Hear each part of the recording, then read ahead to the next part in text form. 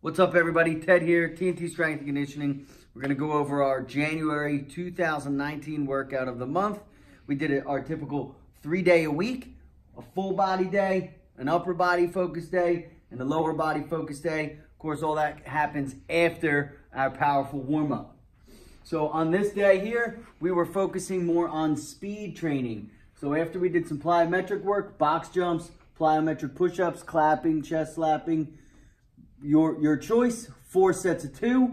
We rotated through a squat, a deadlift, and a chain push-up variation. So this would be week 1, week 2, week 3, week 4, and so on. So for the squat, we were focusing on 5 sets of 5. That's one weight for all 5 reps after you warm up. So about 50% of your 1 rep max, plus 1 to 2 chains per side, depending on the athlete. Box squat with chains. Next week was a safety bar, 80%, no chains, straight weight. The following week, safety bar on a box with chains. Once again, 1 to 2 chains. We did that at 60%. And then we did a kettlebell rack squat just to kind of completely throw off the variation from having that bar on our back. And no percentage, just working on 5 working sets of 5. Moving on to the deadlift, this was 8 doubles, high pace, short rest. So increase your fitness level. Sumo deadlift with chains, 50%. 2-inch block pull, standing conventional at 75%, no chains. That's the weight on the blocks. Then a deficit, 1.5 inch deficit, sumo with chains, 55%. So now your body is standing on the mats or the blocks in a sumo stance. And then trap bar and a low handle, so it's a little bit harder. We're trying to have a little more range of motion with those low handles. Moving on to the chain push-up, depending on the athlete, we would go 1 chain for 6 sets of 6. And then if the athlete was ready, we could do a second chain on week 2. If they weren't, we just stuck with 1 chain. And then the 3rd week, we changed the rep scheme to 8 sets of 8, back to 1 chain. And then the same thing for the 4th week, being 8 sets of 8, 1 to 2 chains, depending on the skill level of the athlete. Still looking for speed. Kettlebell alternating bent over row. So that would be down like this.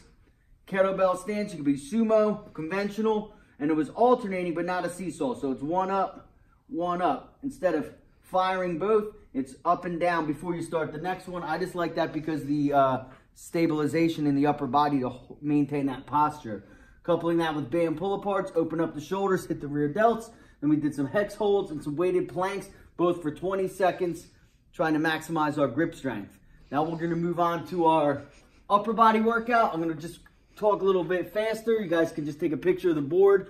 So battle ropes, slams to circles. So you'll slam and then circle. That's 10 slams, 10 circles. And then pull-ups, 3 sets of 5. If you can't do 5, do 1 or 3 or whatever. But you shouldn't be struggling on those sets of 5. Then we're going to hit a barbell push press, 10, 8, 6, 4. And an underhand band pull-apart, 4 sets of 10. We would also change this if it was getting stale for the athlete to a dumbbell press.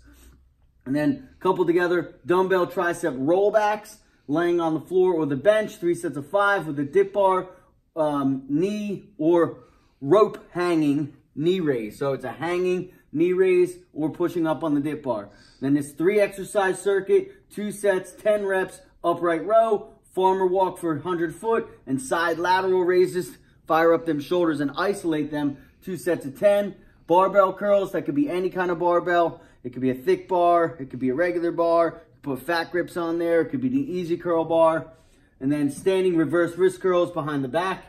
3 sets of 6, 3 sets of 6. Moving on to the lower body day. We got away from the squat on this day and away from any of that deadlift and stuff that we typically do because we hit that on our full body day. So our lateral jumping, that's set an object down, jump over it, jump over it. That'd be 1 each side. You do 2 each side for 4 sets. We would change the object. So it could be something as a hurdle, something that's typical to jump over, or we'd lay a keg down or a sandbag or jump over the bench. So your mind was constantly focusing on jumping over whatever the object was instead of the object being typical to jump over, simulating the different stuff that you have to deal with in the sports field. It's not always the same and perfect and comfortable. So we mixed it up. And believe me, that tricks your mind a little bit when the object's an odd object. Then moving on to the workout, we did sled drags, 100-foot sandbag carry, 100-foot, 3 rounds. That was heavy, pushing hard. All right, the guys were either bear hugging the sandbag, shouldering it, or underhook. Sometimes in each set, you could do one of each.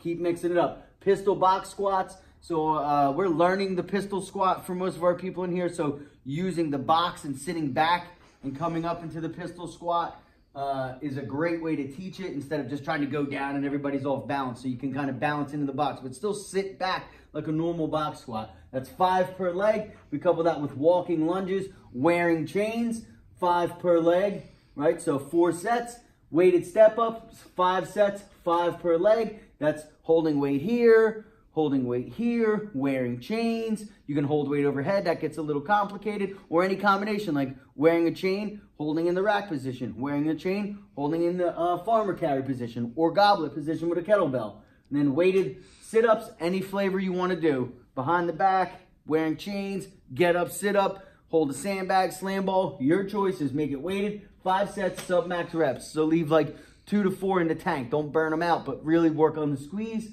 And then band sprints, 3 sets, 100 foot to finish. This was a killer workout. Take a quick look again real quick at each one. Maybe take a picture of it and put it to use for yourself.